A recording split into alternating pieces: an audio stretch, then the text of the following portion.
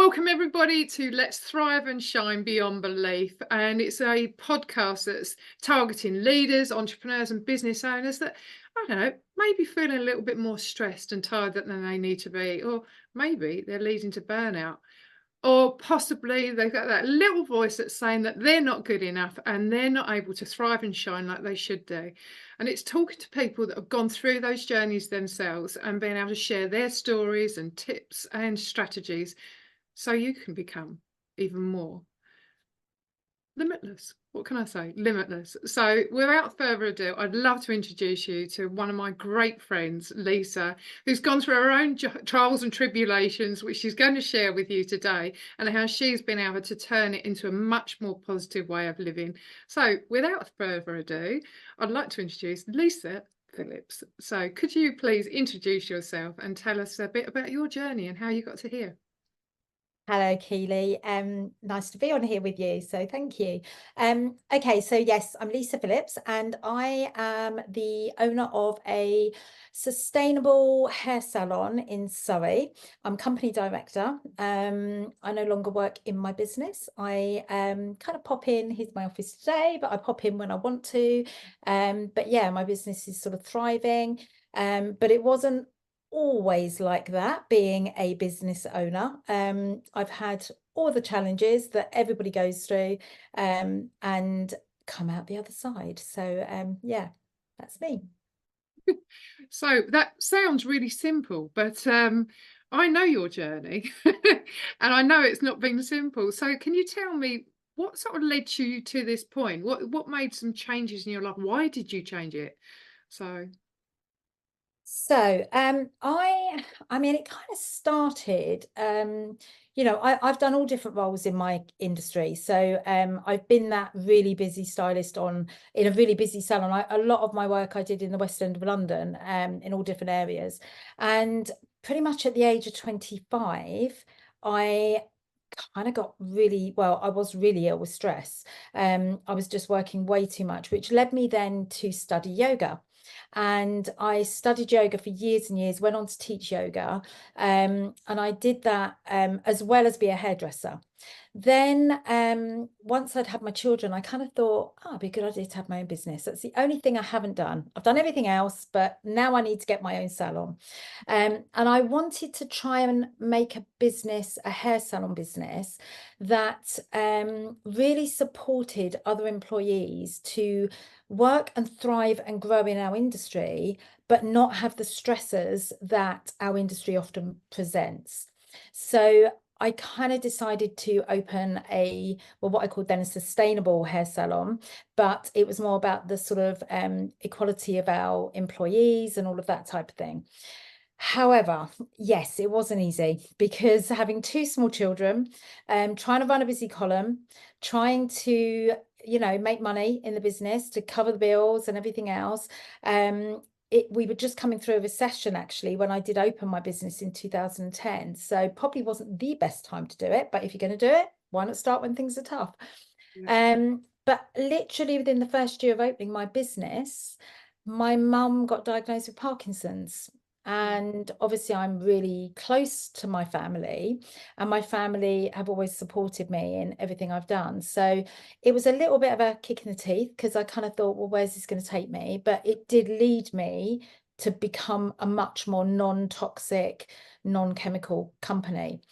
Mm.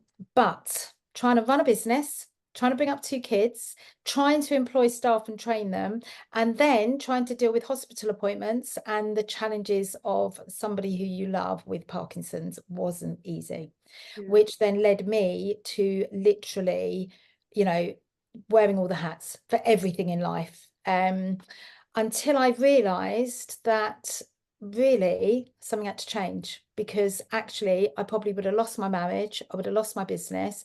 I wasn't getting to see my mum. My mum got to the point where she couldn't walk anymore. She needed more care. And it was, well, although my stepdad was around, was she going to go into a home or were we going to support her? Mm.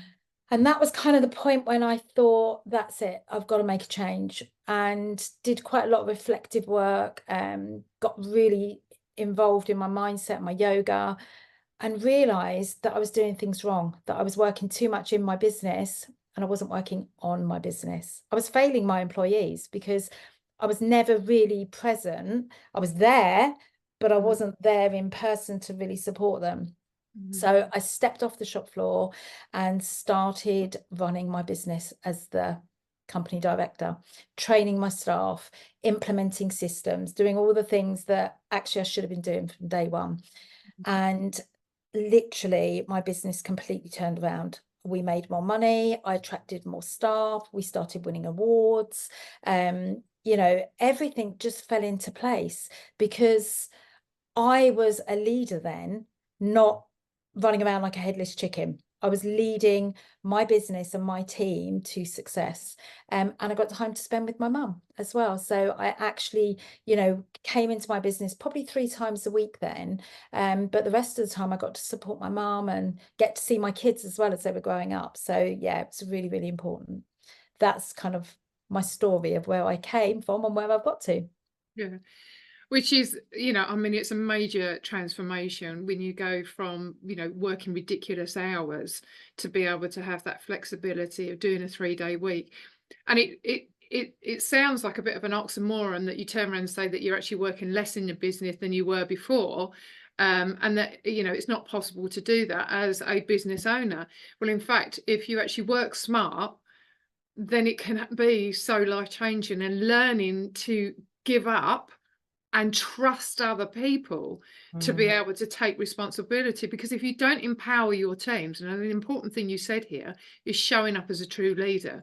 Because if you don't empower your teams, if you don't nurture them, if you don't support them, don't give them the training, give them the tools to be able to do the work that they need to do, then it's going to make it twice as hard for you, because you've got to do everything. You're juggling literally everything. And you know, you also don't become a place where people want to work with you because you're not empowering them. But now they're sort of knocking on your doors literally to come and work for you. So, and that's a great thing about it. So Yeah, no, brilliant. And it is that, I think, you know, the realization of the fact that I was failing them, I was failing everyone, you know, and I thought I was doing the right thing, but actually I wasn't. You know, I was burnt out. I wasn't supporting my team. They weren't growing because they were just firefighting along with me.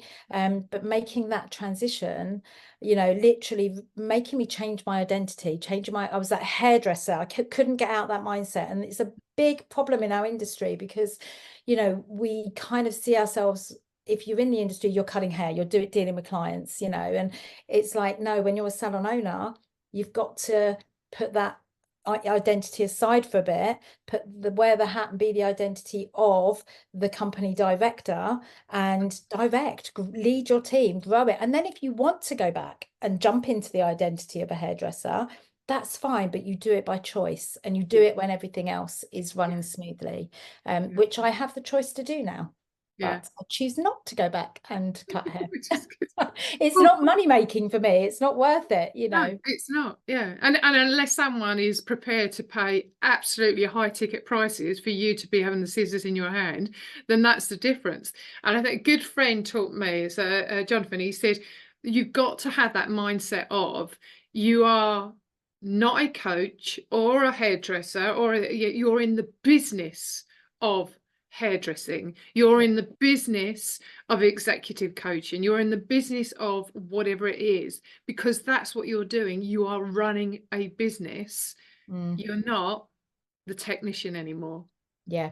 And it is a mind shift, isn't it? 100%. And I think also then when you've got that time to really look at what are all the things that I need to be implementing for this business to be successful, you know, what are the different roles that I've been trying to do but not successfully. And when you suddenly realize you've got the time to look at all of them, and you know, you start looking at your values and you start really understanding, well, actually I'm not very good at that and I don't really want to do that, then I'm going to get somebody else in to do it. But at least the job's getting done to a much better standard. And then there's other things that, you know, now, I mean, oh my God, I never thought I'd be a numbers person. You know, most hairdressers don't think they'll be a numbers person. I love numbers now. It's like I get passionate about numbers, and that's what lights me up. That's what, you know, I enjoy doing. So it's, but if you don't give yourself that time to reflect on that, you're never going to know. You're just going to keep going and keep going on that treadmill, that hamster treadmill. And it's either you are, it was either going to be me, and I was going to burn out and live with regret of not actually seeing my family and, everything else. And actually my business would never have grown like what it could, the potential it could have. But something is going to fail at some point if you don't step back and really reevaluate it all. So and it's quite an interesting thing actually, because where you freed up that time, I mean, both you and I are both speaker coaches, and I would hazard, and I might be making an assumption, because you wouldn't have had that free time, you'd never have considered going down the path of becoming a speaker coach. And of course, the reason why you're doing it is because you've actually taken your business to another level, because you've seen the opportunity of being able to create your own new business, of being able to teach other hairdressers or business owners to be able to run their businesses in a much, much better way. So it means that you've escalated on another level and created something that you wouldn't have had time to do before, because you've got more time for strategy and doing stuff that you enjoy. So 100%. I in 2019, because we do vision board workshops in our business, we got all our team to create vision boards, and literally we work with those vision boards throughout the whole year through everything they do. And I did one in 2019, and it was to lots of sort of things in it, and it was to kind of inspire the industry to become more mindful and to be able to grow their businesses without stress. And like, here I am in 2024, because from 2020, that's when I kind of started it. I was totally off the shop floor. Obviously COVID hit, got through COVID, but literally came off the shop floor. And that's when it's like my business is so systemized now and so like a business in a box that actually I can teach that model to other people and stop them going through that pain of what I went through of building a business, that they could actually hit the ground running and maybe even start their business without ever having been the actual operator in it, but to be the company director and the leader. And so, yeah, and if I hadn't have taken that time back, I wouldn't have had that creativity in my mind to be able to create that. You need to have that space to be creative, to think outside the box. And when you're on that hamster wheel, you don't get the time to do that at all. No. And it's obviously been like a great experience as well, because it's unlocked potential in other areas as well, because you've not just helped people within the hairdressing business. I mean, I know even within our community that we're in, you've helped other individuals. So, it's like anything, strategy to me in any business is the same. You've still got the same principles. You need to understand what your operation is, your organization, the culture, the people, all of those kind of things. It doesn't matter what business you're in. Once you've learned all the tools and strategies to be able to do things in a much better way, you can help other businesses in it. So you're not even constrained to the hairdressing businesses. So it's given you even more opportunity to help other people. And that's the wonderful thing about it as well. Free up your mind and you get more sort of ideas and creation and clarity and all those kind of things that come with it. Definitely. And I think it's like, often now my brain fires off in ways that I would never have thought of things before, and when I start speaking to people and I kind of can see the opportunities that they could have because of what I've done, and because I've got the capacity to do it, and lots of different industries, from even people on our high street. I was sort of chair lady of the local business guild for about 3 years. I haven't got time to do it anymore, unfortunately, but it was brilliant just supporting other high street businesses in just silly little things to implement that freed up their time and gave them more sort of presence on the high street. But God, lots of different diabetes and marketing and all different things, really. And it's so interesting. Oh my God, it's opened a new world, really.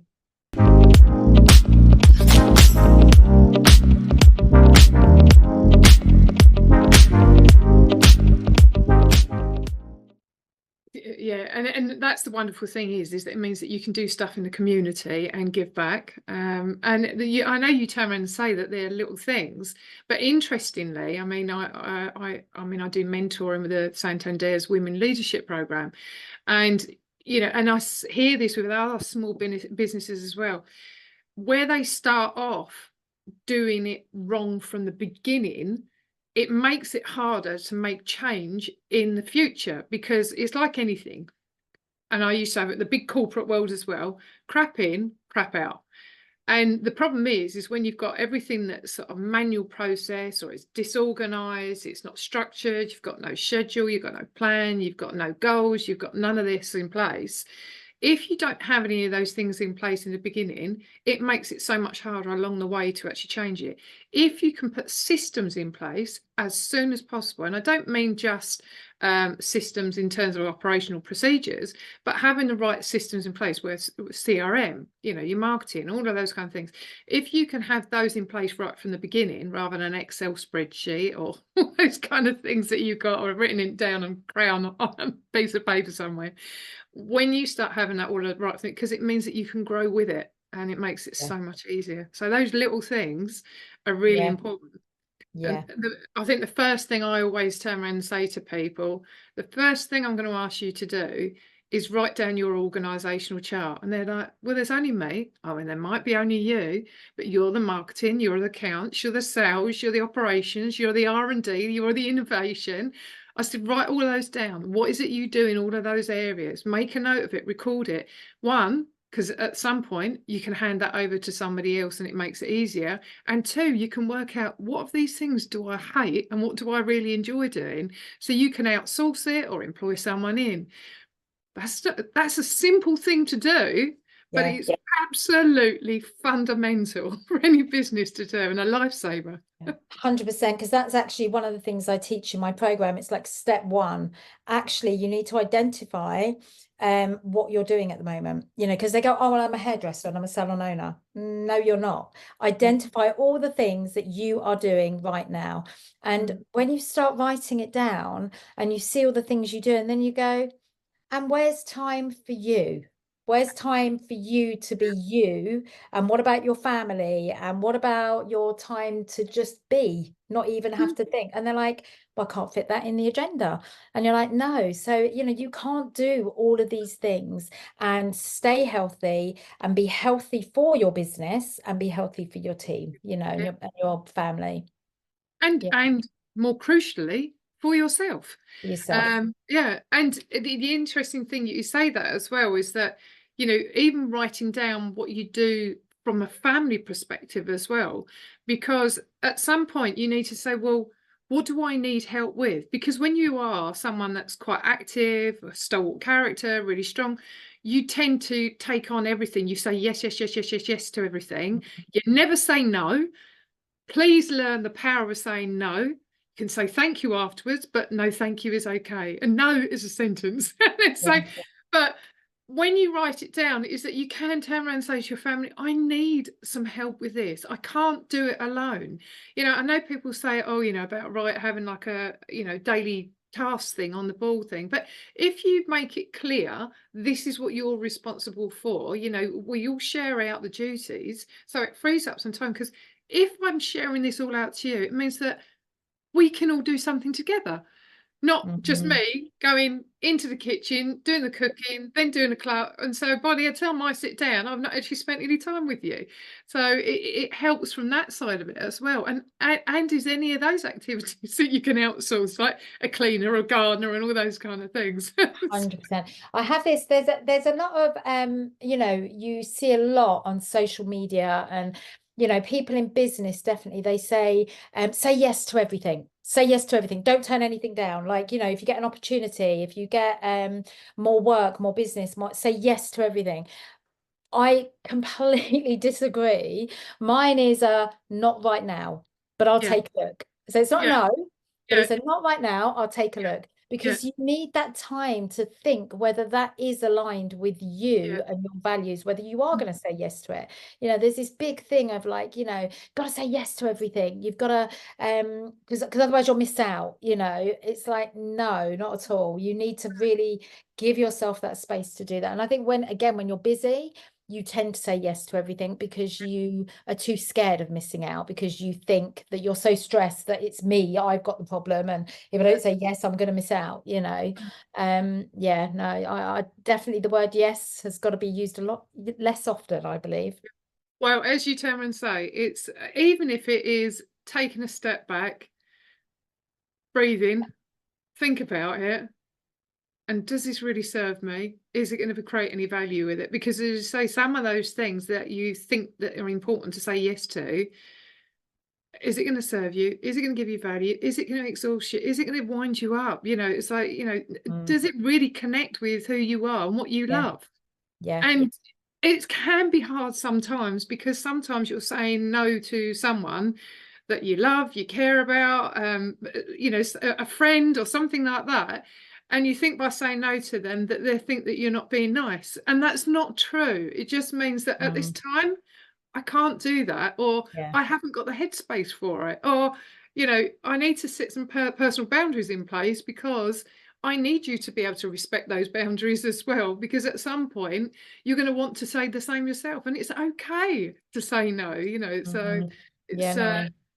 I always think as well, if you say not right now, you are actually doing them justice, because you are preserving your energy to make the right decision, rather than yes, I'll do it, and then having to let somebody down. Because to yeah. me, that's often even worse, rather than not right now, let me think about it. It's not a definite no, but it's look, I respect you, and I am going to give you my time to think about it, Mm, but I don't want to let you down either. So I want, because I respect you, I want to mm. give you that opportunity that I don't want to make a rush decision, you know. But it And you, is hard, and that is the thing, I think, in business, you know, we just forget about our values, we forget about our identity, we forget about what we want and who we really are. We just keep going, you know, and it's totally that, just come away from it and yeah, reevaluate it all. yeah. And most importantly is just learning to stop, literally stop. And you know, people think, again, you know, that I need to be working on my business all of the time, and if I go off and I go for a walk, or I do some yoga, or I go and have a coffee lunch with a friend, or just be just Yeah, be, they think that that's actually not being productive. But the thing is when you step away from what it is that you're doing, quite often if you've got a problem, when you walk away from the problem and you've got time to give some headspace, it gives you time to actually think about it, and you're more creative then as well. 100%. I have a rule that I actually don't book anything in before 11 o'clock in the morning, Yeah. sometimes 12 o'clock, but it's my morning is my ritual, you know, literally. It's because and if I don't ever have it, if sometimes I break that rule and I say, okay, I'll book a meeting in at 10 o'clock or something, my day never runs smoothly. But if I make sure I have my ritual, you know, it's my meditation in the morning. And sometimes I go to the gym, and often I'll do my meditation at the gym. Mm. I will do my workout and then do my meditation. Sometimes I just go to the gym to sit in the spa and do my meditation. Sometimes I just do it at home. But when I do that, I guarantee that my day falls into its chunks so much better than the days where I have kind of maybe sort of accepted something I probably shouldn't have.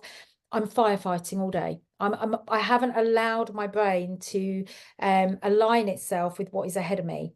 And literally, I feel like I'm kind of going, oh, I don't know what I'm doing now with that. And I'm not as creative with this, and I'm not as creative with that. Don't get me wrong, I work hard. Often I work till 11 o'clock at night sometimes with deadlines. Yeah. But as long as I have my practice, I can do that.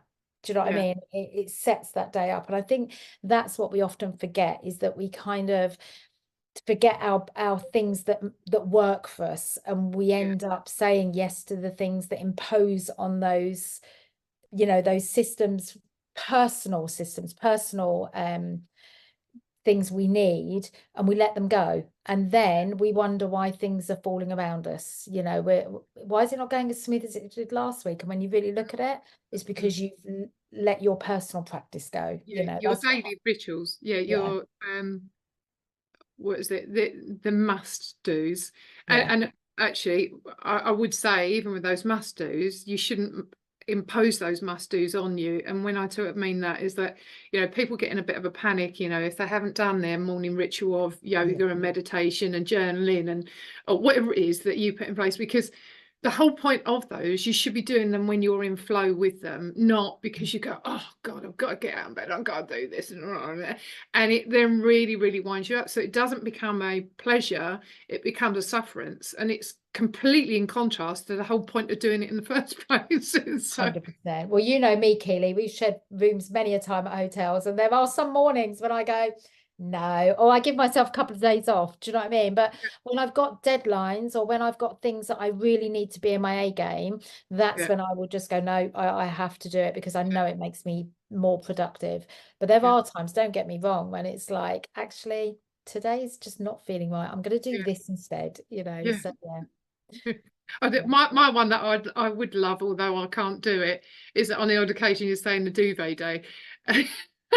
So, but then I then get restless. If you're not that person, you can't do it. I can't do that. No, I no. say that. I think I'd be lovely to have a duvet day, but there's no way I could do a duvet day. We're not those kind of people. Do you know what I mean? It's yeah. Well, the other one is like I think, oh, do you know what? I'm going to run a hot bath, going to have some bubbles, I'm going to read a book and have some candles and all that lot. And then after about 10 minutes, I'm too hot. I need to get up. So, yes, I'm not very good at that side of it. I like all my yoga and my meditation, but there is a place and time for it. So, Yeah. a few quick questions on there. So, what tips would you give to the listeners that could help them in their lives? So, Well, if you are obviously running your own business or trying to scale or grow your business, I would definitely, like we spoke about earlier, write down all the things that you need to do, the hats you need to wear, the identities you need to be in,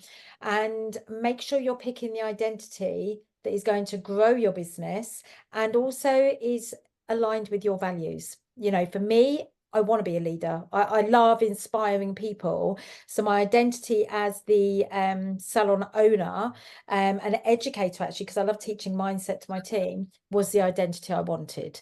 So make sure that you really either establish it early on or take a step back and establish it now, because it's never too late.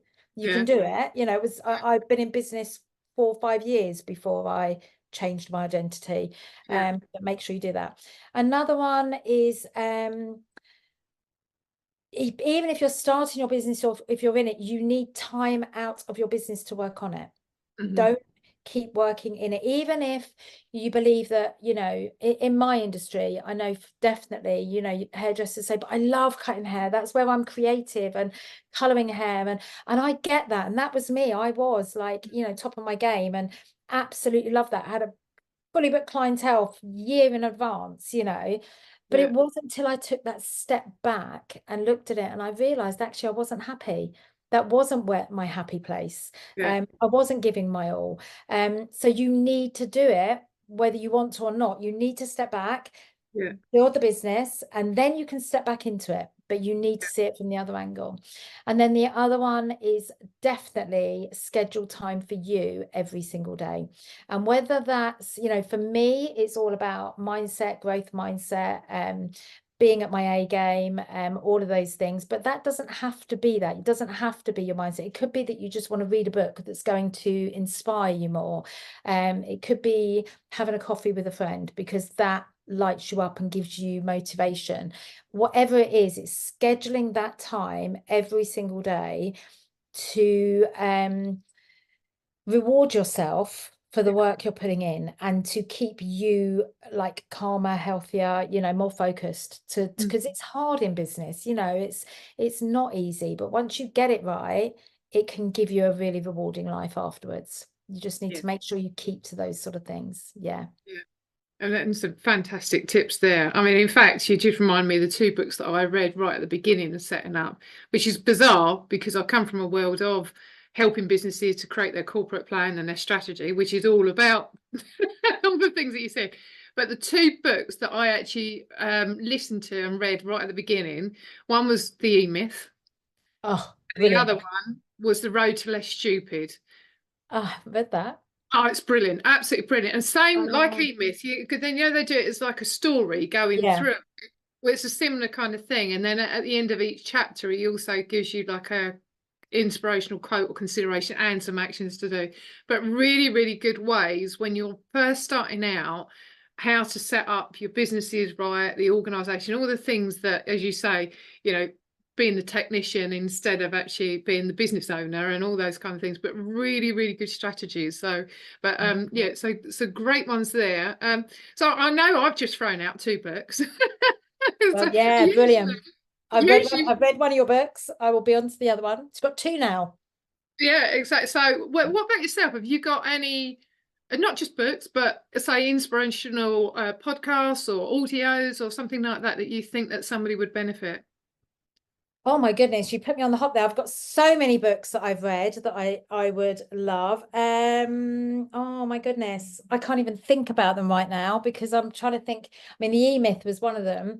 The Art of Living is one of my favorite books. Obviously, it's very much about like, living with gratitude and all of that type of thing. And I think that is often missed in business. We get business books all about how to grow the business, but actually, at the end of the day, we're serving, and how are we serving in a compassionate way? Do you get what I mean? Because then it comes back to you. If you just Yeah, give, then it's going to come back to you. So yeah, The Road Less Traveled and The Power of Now, I love. So again, they're quite mindfulness books rather than business books. yeah, Power of Now, I read many, many, many years ago, but it honestly wasn't until I stepped out of my business that I started implementing. Even though I taught yoga and trained and all of that, it was when I realized, like, taking the power of now, moving forward. yeah, Stop looking back at regret, stop living with yeah, regret, stop yeah, analyzing what's happened, moving forward and yeah, working now. Power of Now is, yeah, yeah. amazing book. Yeah, I mean, I haven't actually read that, but when I think I was talking to you talking to you about one of the changes I had last year about um, I had the realization that I am not responsible for everybody else. I'm actually only responsible for myself because I can't help change somebody else. I can give them guidance, I can support them, but if they are not ready to make the change themselves, then that's Mm. it. That the fact is that. But one of the things that I went through that process was it was like going back to my childhood and saying that you're okay, you're not responsible, you're okay. And instead of saying, moving forwards, it was more of stepping away from where you come from, right? Step Mm. away, because when you're moving forwards, it means that you've still got that baggage there. And it was just a way of like shifting the mindset on it. So, but no, there were two great, well, no, three actually, you gave three great books that are there. So Mm. I'll have a check, I'll check those ones out. I have done 100%. the Road Less Traveled. And I have listened to The Art of Living, though, but the other one I'll check out. Yeah. One quick thing, because I know both you and I have got calls to go on in a moment. So, if you was able to give your 20-year-old self a piece of advice, what would you give them? Do you know, this is such a funny question because I was talking with my husband about it 2 days ago in the car. Because unfortunately at 20, I went through a bit of trauma then as well. Yeah, And we were saying, like, but how you would deal with it now to how you deal with it then is very different. And actually, I am glad I did what I did in my 20s because I was a bit of a party girl, was a bit of a party animal, lived the high life in London. Would I have said focus more on investing and building your business? No, I don't think I would now because I don't think I'd have been in the right mindset. I'd probably invest a bit more in money. yeah. I did, but yeah, I don't know. I'm quite grateful to think that my 20-year-old self had a bloody good time. I'm probably paying for it with the wrinkles and everything else now, but I don't hanker after that now. Yeah, So yeah, I don't know, probably maybe invest a little bit more. yeah, That's the only thing. And I would tell myself now, my 50-year-old self now, just to have more fun, not be too serious.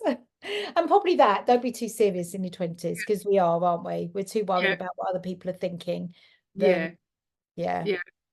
Yeah, I think that's the biggest lesson because I mean, I always used to worry about what other people. I mean, I know you know me and you think that I'm the most confident person probably, but when I was at school and teenage, I was always worried about what other people thought because I was bullied at school, in terms of what I was wearing, my clothes, and I hate walking over to groups of people. I arrived early everywhere because I didn't want to be that person that was walking to a crowd because I was worried what everybody else thought. And I'd never want somebody to go through that. So don't worry yeah, about what anybody else has got to say. Only worry about what you think about yourself, and you are enough. yeah. So on that point, I'm going to be ending it. But thank you ever so much, Lisa. I'd love to have you back again on the second series to see where you're at and how things are growing and shining. But Thank you, for Keely. everybody else, thank you. So, but for everybody else, if you've enjoyed this episode, then I would love you to check out some of the other ones. And equally, if you think that somebody else would benefit from this, then please share it to them because at the end of the day, what I would love nothing more is for everybody to thrive and shine beyond belief because we're all worth it and we're amazing. So thank you, Lisa. It's been a pleasure. Thank you. Yes. And